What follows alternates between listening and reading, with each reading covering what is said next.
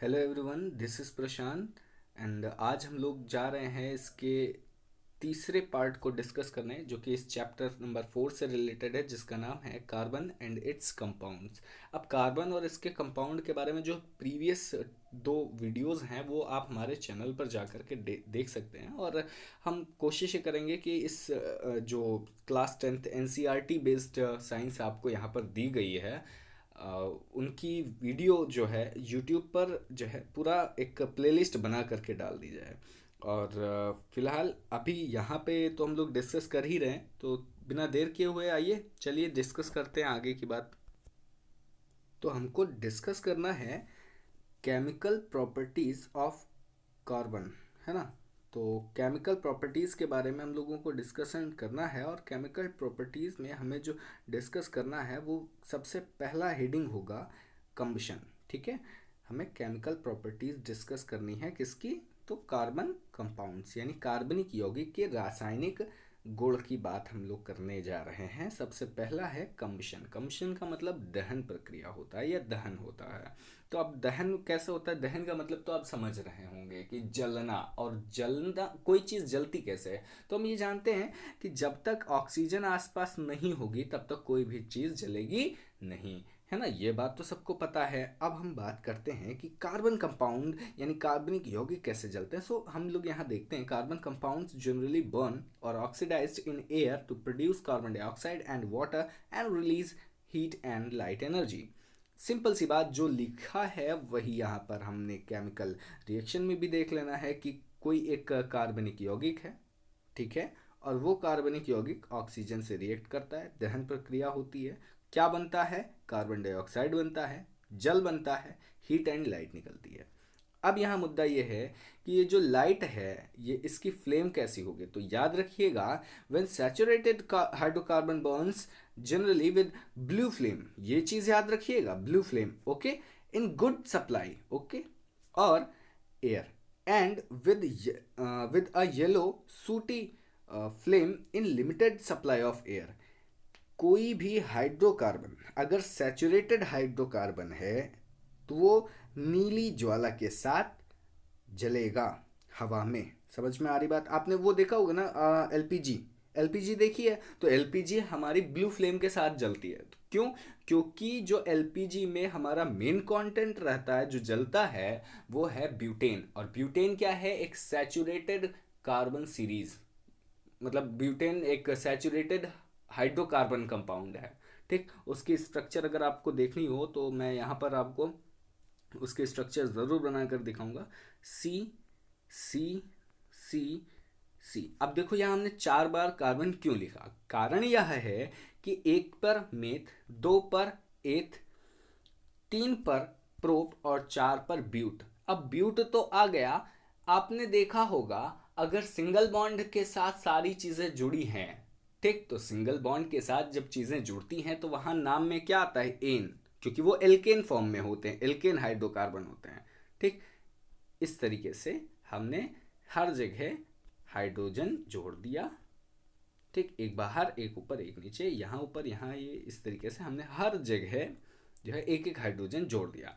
जब हाइड्रोजन सब जगह पूरी तरीके से जुड़ गया तो क्या हुआ? देखो भाई साहब, 1, 2, 3, 4, 5, 6, 7, 8, 9 और यहाँ पर 10। ठीक है, तो कितना हो गया? C4H10, ये हो गया हमारा ब्यूटेन। और यही मेन कंपोनेंट होता है, या जो है ये मुख्य तत्व होता है जो है हमारे एलपीजी का। ये सैचुरेटेड है। क्यों सैचुरेटेड? का मतलब सिंगल बॉन्ड वाले सारे जो है कंपाउंड। अब सिंगल बॉन्ड तो है, डबल बॉन्ड नज़र नहीं आ रहा, इसलिए सैचुरेटेड है। अच्छा, तो जितना भी सैचुरेटेड कार्बनिक कंपाउंड होगा वो ब्लू फ्लेम के साथ जलेगा, और किसी भी जो है सिंपली एयर के प्रेजेंस में वो ब्लू फ्लेम के साथ चलेगा। लेकिन अगर वो सैचुरेटेड की बजाय अनसैचुरेटेड है तो वो एक तेज ज्वाला के साथ जलेगा और येलो फ्लेम के साथ जलेगा। समझ में आ रही बात? और लेकिन हाँ, वो कब जलेगा? जब केवल limited amount of supply of air होगा। ठीक है, आगे की बात करते हैं। नेक्स्ट पॉइंट यहीं पर दिया गया है, सूटी flame is seen when unsaturated hydrocarbons are burned. ये बात आपको पता है, अभी बात करी हम लोगों ने. Burning of coal and petroleum emits oxidized sulfur and nitrogen which are responsible for acid rain. एक बात यहाँ ध्यान से देखने वाली बात है, sulphur and nitrogen. We are getting sulfur and nitrogen from where? So burning of coal and petroleum. ठीक है, burning of coal and petroleum जब ऑक्सीडाइज होते हैं, ठीक है, तो क्या क्या देते हैं? सल्फर देते हैं, और ऑक्सीडाइज होने के बाद या तो सल्फर दे देंगे या फिर नाइट्रोजन दे देंगे. भाई दोनों में से एक सल्फर देता है, एक नाइट्रोजन देता है. अब दोनों जलने के बाद, मतलब ये दोनों सल्फर और नाइट्रोजन मिलने के बाद, ये दोनों जब हमको मिलते हैं या हमारे एटमॉस्फेयर में पूरी तरीके से मिक्स हो जाते हैं, तो यही दोनों एसिड रेन का सबसे बड़ा इशू बनते हैं या कारण बनते हैं, रीज़न बनते हैं. ठीक है, now we are going to talk about oxidation. अब ये ऑक्सीडेशन और जो हमारा कंबशन था, जलन था, या दहन जिसको कह सकते हैं, उससे थोड़ा सा बिल्कुल मैच करता है. बहुत ज़्यादा नहीं, लेकिन हाँ थोड़ा सा. ऑक्सीजन से वहाँ भी रिएक्शन हो रही थी, यहाँ भी ऑक्सीजन से रिएक्शन हो गई. ऑक्सीडेशन का मतलब हम लोगों ने प्रीवियस चैप्टर्स में डिस्कस किया हुआ है. ऑक्सीडेशन का मतलब होता है क्या? जहाँ ऑक्सीजन ऐड हो रहा हो. ठीक है, आइए देखते हैं कैसे. यहाँ देखिए हमारे पास क्या था? हमारे पास था CH3CH2OH. ये है हमारे पास कौन सा एल्कोहल? भाई देखो OH लगता है, एल्कोहल लगता है. प्रीवियस वीडियो आप देखिए अगर नहीं देखा है तो. ठीक, OH जुड़ा एल्कोहल हो गया. अब एल्कोहल है तो ये OH में C2H5 या CH3CH2 है, तो मेथ के बाद क्या आता है? एथ. तो एथेनॉल है ये. ठीक है, एथेनॉल. ठीक है, अच्छा अब ज़रा यहाँ देखिए C2H5OH से, ठीक, एथिल एल्कोहल से ये क्या बन गया? एथिल एल्कोहल से, एथिल एल्कोहल से ये जो है कुछ इस तरीके का एक कंपाउंड बन जाता है. अब यहाँ देखने वाली बात यह है कि यहाँ जो हमारा प्रेजेंट था, किसके प्रेजेंस में हुआ ऐसा कुछ? ठीक है, ऐसा कुछ. अब आगे बढ़ते हैं. आगे तीसरा है एडिशन रिएक्शन. ठीक, एडिशन रिएक्शन में हम क्या करते हैं? एडिशन रिएक्शन में हमने देखा hydrogen is added to unsaturated hydrocarbon in presence of palladium and nickel, और निकेल एज कैटलिस्ट. ठीक है, अनसैचुरेटेड हाइड्रोकार्बन था कोई ऐसा. ठीक है, यहाँ आर का मतलब एनी सब्सटेंस है. ठीक, वो निकेल कैटलिस्ट की प्रेजेंस में हाइड्रोजन के साथ रिएक्ट किया उसने. ठीक है, भाई देखो एडिशन रिएक्शन है, हाइड्रोजन ऐड हो रहा है, तो क्या हुआ? दो हाइड्रोजन इस तरीके से ऐड हो गए, बाकी रिमूव हो गए. समझ में आ रही है बातें? आइए ज़रा देखते हैं.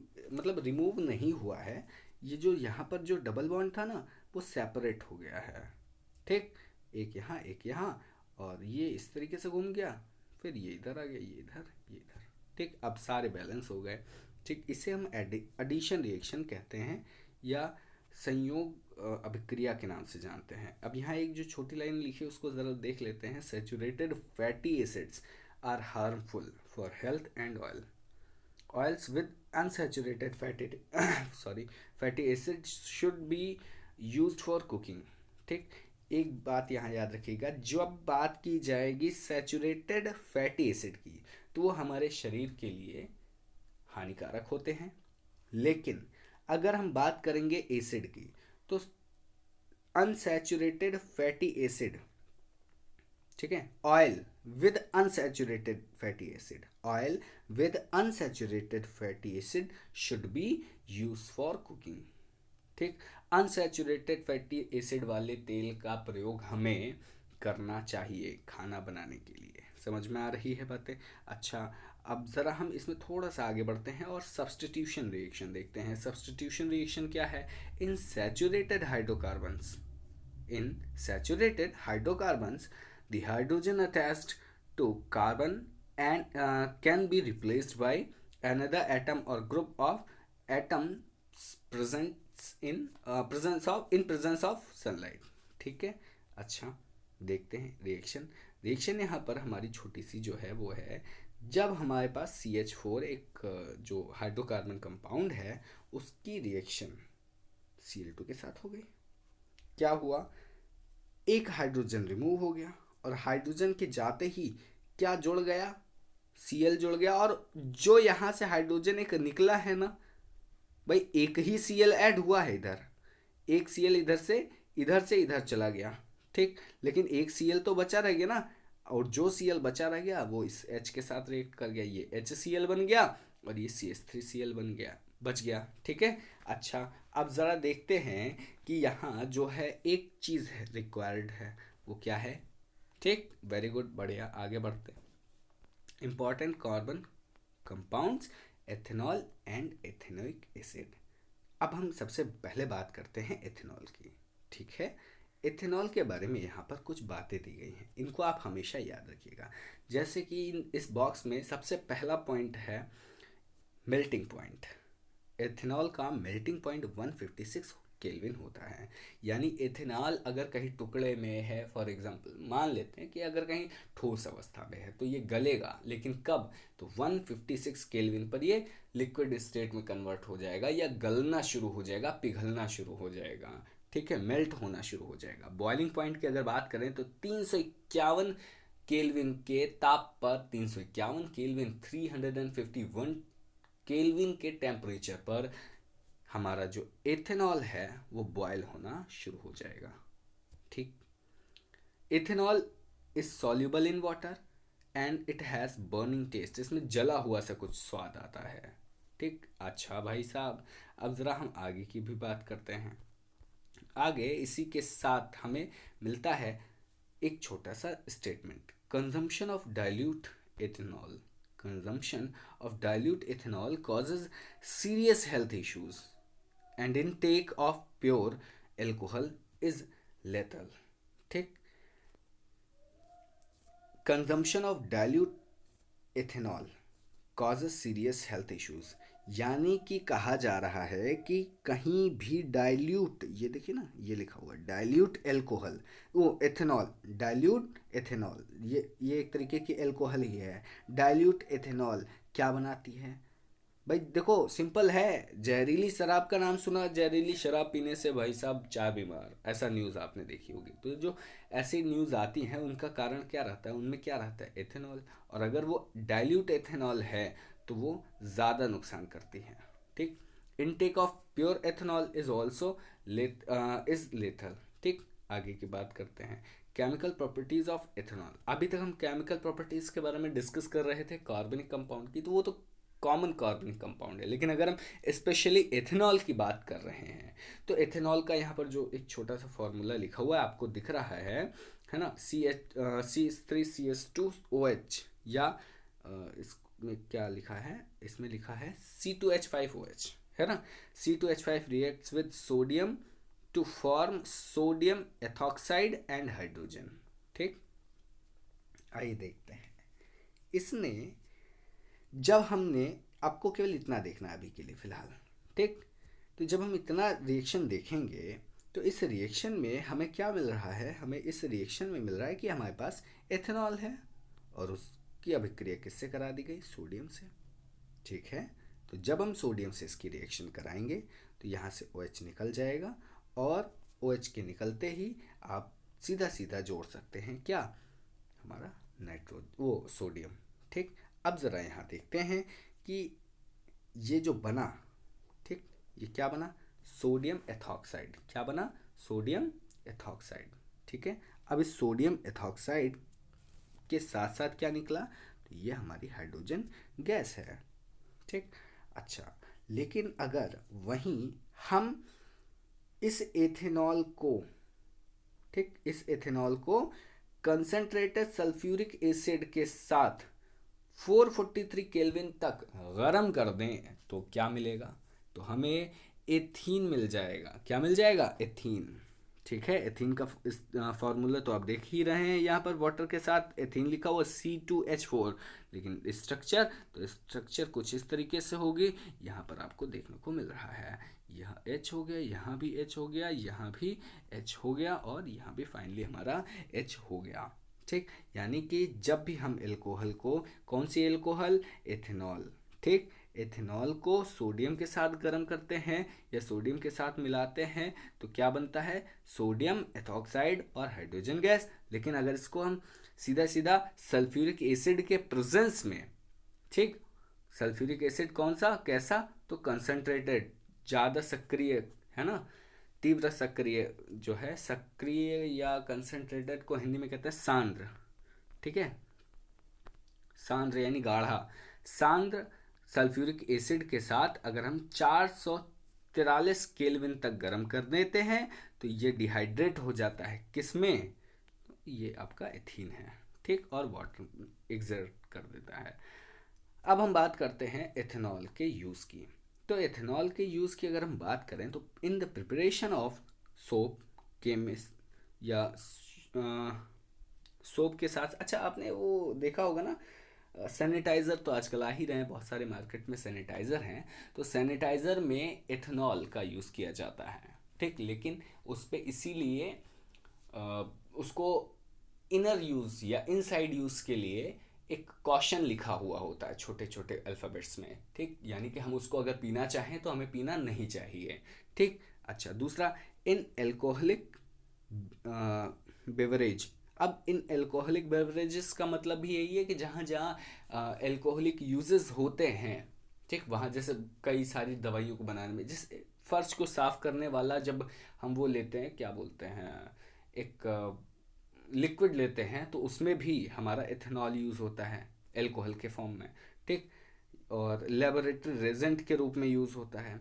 दवाइयों के रूप में और टॉनिक्स के रूप में भी यूज़ किया जाता है, ठीक। आगे की बात करते हैं, ये छोटी छोटी बातें थी। अब हम बात करते हैं एथेनोइक एसिड, जिसको दूसरा हम एसिटिक एसिड कहते हैं, ठीक, सिरका के फॉर्म में ये पाया जाता है, या सिरका नॉर्मली हम लोग कहते हैं कि ये सिरका होता है, ये सिरके में एसिटिक एसिड पाया जाता है, जिसका केमिकल नेम है एथेनोइक एसिड। क्या नेम है, एथेनोइक एसिड। अब एथेनोइक एसिड की कुछ प्रॉपर्टीज जान लेते हैं। यहाँ एथेनोइक एसिड होगा, ठीक, एथेनोइक एसिड में ये फ्रीज हो जाता है 290 केल्विन पर, इसका जो बॉइलिंग पॉइंट है वो 391 केल्विन, ये मिसिबल है वाटर में, इसका टेस्ट हल्का खट्टा होता है, क्यों, क्योंकि ये एक एसिड बनाता है। 5 से 8% solution of acetic acid in water is called vinegar. अभी थोड़ी सी बात हमने सिरका की भी की थी, यदि एसिटिक एसिड का 5 से 8% अमाउंट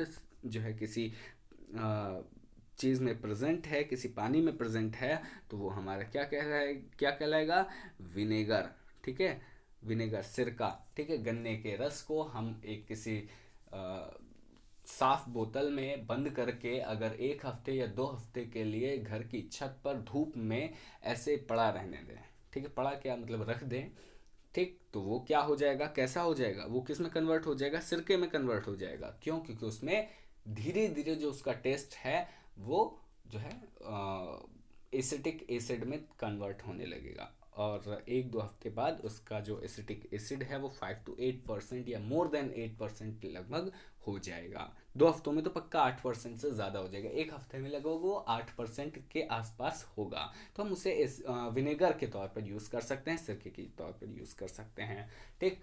और जो मार्केट में सिरका आता है वो प्योर विनेगर होता है, जो कि यहाँ पर लाइन लिखी हुई है उसी लाइन से ही बनता है, ठीक, वाइट कलर का होता है, लेकिन गन्ने का रस वाइट कलर का नहीं होता, आपने देखा होगा, वो जो है थोड़ा सा डार्क कलर का रहता है। Pure acetic acid is called glacial acetic acid, ठीक, ग्लेशियल एसिटिक एसिड कहलाता है प्योर एसिटिक एसिड, ठीक। अब बात करते हैं एथेनोइक एसिड या एसिटिक एसिड, यहाँ पर लिख लेते हैं एसिटिक एसिड, है ना, एसिटिक एसिड जब सोडियम से रिएक्ट करेगा तो क्या देगा, सोडियम एथेनोएट और हाइड्रोजन, सोडियम एथेनोएट और हाइड्रोजन। लेकिन जब सोडियम कार्बोनेट से रिएक्ट करेगा तो सोडियम, चूंकि यहाँ सोडियम था तो सोडियम एथेनोएट दिया, यहाँ भी सोडियम है तो सोडियम एथेनोएट तो देगा ही देगा, लेकिन साथ में क्या है, यहाँ पर कार्बोनेट आयन लगा तो कार्बन डाइऑक्साइड भी देगा और वाटर भी देगा, ठीक है। आगे बात करते हैं, सोडियम बाइकार्बोनेट NaHCO3 बाई लग जाए, H लग जाता है, ठीक। अगर कहीं बाई लगा तो वहाँ H यानी हाइड्रोजन ऐड हुआ समझ लीजिए, ठीक है। आगे देखते हैं। तो जब सोडियम बाइकार्बोनेट से हमारा एसिटिक एसिड या एथेनोइक एसिड रिएक्ट करता है तो हमारा क्या बनता है, सोडियम अवेलेबल, तो सोडियम एथेनोएट अवेलेबल, ठीक। उसके बाद CO3 अवेलेबल, तो कार्बन डाइऑक्साइड अवेलेबल, और जो H बचा उससे वाटर, ठीक। अब यहाँ देखिए एथेनॉल, ये क्या लिखा है, इन, एक मिनट, इन, हाँ, in presence of concentrated sulphuric acid, तो कंसनट्रेटेड सल्फ्यूरिक एसिड के प्रेजेंस में एथेनॉल हमारा ester sorry ester and water देता है, ठीक। अब ज़रा आगे देखते हैं। जो बातें अभी आपको बताई गई वो एक फिगर के थ्रू समझते हैं, ठीक। अब फिगर में आपको यहाँ दिया गया था सोडियम कार्बोनेट वगैरह, है ना। तो ये देखिए CH3COOH, यहाँ पर कुछ इस तरीके की एक फॉर्म दी गई है रिएक्शन की, ये आपको मिल गई, ठीक। सोडियम बाइकार्बोनेट की एक रिएक्शन दी है, तो वो रिएक्शन आपको यहाँ पर इस तरीके से मिलेगी फॉर्मेट में, ठीक है। अच्छा, ये बड़े प्यारे से समझाया गया, आपको एक ट्रायंगल बनाना है और इस ट्रायंगल को याद कर लेंगे तो आपको कभी गड़बड़ी महसूस नहीं होगी। और जब ये एथेनॉल के प्रेजेंस में कुछ रिएक्ट करेगा सल्फ्यूरिक एसिड और एथेनॉल के प्रेजेंस में, तो ये इस तरीके से हमारा ईस्टर देगा, एस्टर, है ना, एस्टर देगा, और एस्टर देने के बाद वाटर दे देगा। ये वाटर का फॉर्मूला है HOH, ठीक है। आप परेशान ना हो कि HOH है, लिखा है, बताया नहीं कुछ, ठीक। और ये सोडियम एथेनोएट है, ठीक। अच्छा भाई साहब, आगे बढ़ते हैं। आगे बढ़ने के साथ साथ जब, अच्छा, सोडियम एथेनोएट का फॉर्मूला क्या होता है, तो उसका फॉर्मूला होता है ये CH3COO, ठीक है, याद रखिएगा। अच्छा, स्टरीफिकेशन, तो ये स्टरीफिकेशन बहुत इजी है, सीधा सीधा Na की किसी कंपाउंड के साथ हम रिएक्शन करा देंगे तो हमारा स्टरीफिकेशन हो जाएगा, यानी कि हमें केवल ईस्टर चाहिए, ठीक है। तो ईस्टर चाहिए या ईथर चाहिए, तो उसके लिए हमें करना क्या होगा, तो उसमें हमें कोई कुछ बाहर नहीं ढकेलना। जो अभी लास्ट रिएक्शन देखी है उन्हीं में से कुछ चीज़ें क्रिस्टलाइज वगैरह कुछ करानी, कैटलिस्ट की प्रेजेंस में सॉरी, और जो लास्ट में हमने सल्फ्यूरिक एसिड नहीं लिया था उसके प्रेजेंस में कराना है, ठीक। आपने यहाँ देख रहे ये भी एक तरीके का ईथर है, ठीक। अच्छा, अब यहाँ है सोप एंड डिटर्जेंट्स। तो सोप एंड डिटर्जेंट किसे कहते हैं, तो इस चीज़ को देखने के लिए, soap is sodium and potassium salt of carboxylic acid. Soap क्या होता है, कार्बोक्सिलिक एसिड होता है, लेकिन किसका, सोडियम का और पोटेशियम का। सोप क्या होता है, सोडियम पोटेशियम का कार्बोक्सिलिक एसिड होता है। सोप क्या होता है, सोडियम पोटेशियम का कार्बोक्सिलिक एसिड होता है। सोप क्या होता है, सोडियम पोटेशियम का कार्बोक्सिलिक एसिड होता है, लेकिन किसके साथ, विद लॉन्ग चेन, लंबी श्रृंखला के साथ होता है। सोडियम पोटेशियम का सॉल्ट ऑफ कार्बोक्सिलिक एसिड, लंबी संरचना के साथ का, ठीक। कार्बोक्सिलिक एसिड किसका किसका, सोडियम और पोटेशियम का। Soap are effective with soft water only and ineffective with hard water. जो सोप होता है ना वो इफेक्टिव होता है मृदु जल के लिए केवल, लेकिन इनइफेक्टिव होता है, अप्रभाविता दिखाता है किसके साथ, हार्ड वाटर। इतना समझो कि सोप जो है वो ज़्यादा झाग छोड़ता है, लेकिन किस में, सॉफ्ट वाटर में, और कम झाग छोड़ता है किस में, हार्ड वाटर में। समझ में आ गई बात, आगे बढ़ते हैं। इसी में दिया है डिटर्जेंट्स आर अमोनियम और sulphonate salts of carboxylic acid. देखो, सोप और डिटर्जेंट दोनों कार्बोक्सिलिक एसिड होते हैं, दोनों लंबी श्रृंखला के होते हैं, लॉन्ग चेन वाले होते हैं। लेकिन जब अमोनियम और सल्फेट सॉल्ट जुड़ जाएगा, या तो अमोनियम सॉल्ट हो या फिर सल्फेट सॉल्ट, दोनों में से कोई एक ही होगा, तब वह कंटेंट हमारा लंबी चेन का जो कार्बोक्सिलिक एसिड होगा वो क्या कहलाएगा, डिटर्जेंट। लेकिन अगर वहाँ सोडियम या पोटेशियम हो और किसके साथ, या मतलब किस फॉर्म में या किसके लिए, तो वो हो कार्बोक्सिलिक एसिड के लिए लंबी श्रृंखला के साथ, तो वो क्या कहलाएगा, आगे बात करते हैं। आगे बढ़ते हैं। In an ionic part hydrophilic and a long hydrocarbon chain hydrophobic part constitutes in a soap molecule. Long chain of hydrocarboxylic acid क्या लिखा है ये, हाइड्रोफोबिक लॉन्ग एंड। ठीक, इस तरीके का कुछ स्ट्रक्चर बनता है। और स्ट्रक्चर ऑफ सोप मॉलिक्यूल, आपने देखा ये एक सोप मॉलिक्यूल का स्ट्रक्चर है। ठीक, ये कुछ इस तरीके का होता है, बड़ी लंबी सी एक श्रृंखला होती है। हर कोने पे, सॉरी ये अंदर नहीं बाहर होता है, हर कोने पे जो है एक हाइड्रोजन जुड़ा होता है, एक या दो हाइड्रोजन जुड़े ही होते हैं। ठीक, अच्छा, लेकिन यहाँ पर केवल 3 हाइड्रोजन जुड़े होंगे क्योंकि एक श्रृंखला इधर चली आई है। ठीक, ऐसा करके आगे बात करते हैं स्ट्रक्चर ऑफ सोप मॉलिक्यूल के बाद अब हम बात करते हैं क्लींजिंग एक्शन ऑफ सोप्स। तो क्या है कि ये साफ़ क्यों करते हैं, तो मोस्ट डर्ट मतलब कोई गंदा कपड़ा है या हम लोगों के कपड़े गंदे हो जाते हैं तो वो साफ़ कैसे हो जाते हैं, है ना। तो इस चीज़ के समझने के लिए हम लोग देखते हैं क्या लिखा है। Most dirt is oily in nature and hydrophobic and attracts itself with dirt while the ionic end is surrounded with the molecule of water. This results in the formation of ये क्या लिखा हुआ है, हाँ, रेडाइल स्ट्रक्चर। ठीक, called Michels. समझ में आई बात। और मिशेल्स को वो खींचकर बाहर कर देता है। अच्छा, आपने देखा होगा टीवी में बहुत सारे ऐड में कि कपड़ा शर्ट जो है ऐसे कुछ शर्ट है ना, ऐसे शर्ट जो है रखी हुई है।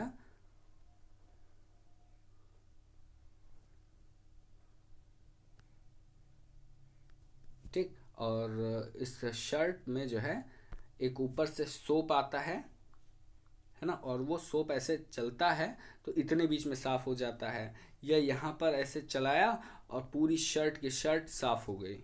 ठीक है, पूरी शर्ट की शर्ट साफ़ हो गई, एकदम बढ़िया नीट एंड क्लीन चमाचम चमकने लगी। तो क्या होता है ऐसा, तो मतलब ऐसा क्यों होता है, तो ऐसा इसलिए होता है क्योंकि जो हमारा सोप का मॉलिक्यूल का स्ट्रक्चर है ना, वो आयोनिक एंड वाला है, यानी उसमें जो एंड है वो आयनिक होता है, चार्ज वाला होता है। और वो क्या करता है, जितनी डर्ट रहती है, अब डर्ट किस फॉर्म में रहती है, तो ऑयली इन नेचर, यानी वो प्रकृति में उसके कैसी है, प्रकृति में वो डर्ट है, यानी जो है तैलीय अवस्था में होती है। ठीक, और उसके बाद क्या होता है कि वो हाइड्रोफोबिक जो एंड है वो बिल्कुल इस चीज़ को अट्रैक्ट करता है, डर्ट वगैरह को जो ऑयली है नेचर में, और उसके बाद खींच कर जब बाहर कर लेता है या उसके चारों ओर एक संरचना बना लेता है, तो ये कपड़े से धीरे से छूट जाता है और किस में आ जाता है, उसी मॉलिक्यूल के मतलब अंदर फंस जाता है। और उसके बाद मॉलिक्यूल पानी में घुल जाता है, और पानी हमारा जो सर्फ वाला या डिटर्जेंट वाला पानी होता है जिसमें हमने कपड़े को भिगो कर रखा है, वो गंदा हो जाता है। और डर्ट यानी धूल मिट्टी वगैरह इसी तरीके से हमारे कपड़ों से अलग हो जाती है, और वो काला वाला पदार्थ क्या कहलाता है वो यहाँ पर आपको लिखा हुआ दिख रहा है। ठीक, फिलहाल आज के लिए बस इतना ही। We will meet for further things for next day. Thank you so much for watching. Hit the like button if you like this video, and you can watch this video also on YouTube. And मिलते हैं आपसे अगली video में। और जो भी questions हैं, मुझे उम्मीद है उन क्वेश्चंस के आंसर आपको मिल रहे होंगे। अगर गलती से भी कोई क्वेश्चन या कुछ चीज़ें छूट जाती हैं तो आप कमेंट करके हमें बता सकते हैं। उन चीज़ों को बाद में इसी श्रृंखला में ऐड कर दिया जाएगा। जो अच्छा, एक और बात, कल सैटरडे को आपकी क्लास जो एक्स्ट्रा डिस्कशन वाली क्लास रहती है वो क्लास जो है चलेगी नहीं। और एक्चुअली अभी हम लोग रीस्केड्यूल कर रहे हैं, तो आपको ग्रुप पर या आपको इंडिविजुअल कमेंट या नोटिफिकेशन के थ्रू एक जो है मैसेज मिल जाएगा। लगभग 3 घंटे पहले आपको मैसेज मिलेगा, है ना, कि वो क्लास कितने बजे से कितने बजे तक है। और उसके बाद आगे की बातें डिस्कस होंगी, और उसमें आप लोग डिस्कशन राउंड में चीज़ों को क्लियर कर सकते हैं, अपने क्वेश्चंस को, अपने डाउट्स को क्लियर कर सकते हैं। वैसे अगर आप ये वीडियो यूट्यूब पर देख रहे हैं तो चूंकि ये वीडियो ही बाद में अपलोड होना है, तो इसीलिए मैं आपको सिर्फ इतना कहूँगा कि आप नीचे कमेंट कर दीजिए। हम लोग आपके कमेंट्स के थ्रू ही जो है आपके क्वेश्चन या जो डाउट होगा उसको सॉल्व करने की कोशिश करेंगे। इन केस अगर आपको नहीं मिलता है देन आप मेल आईडी अपनी छोड़ दीजिएगा। We will mail the concert video to you, है ना। ठीक है, चलिए, ठीक है, अभी के लिए इतना ही। हम मिलते हैं आपसे नेक्स्ट वीडियो में। Okay, see you, bye, take care, love you.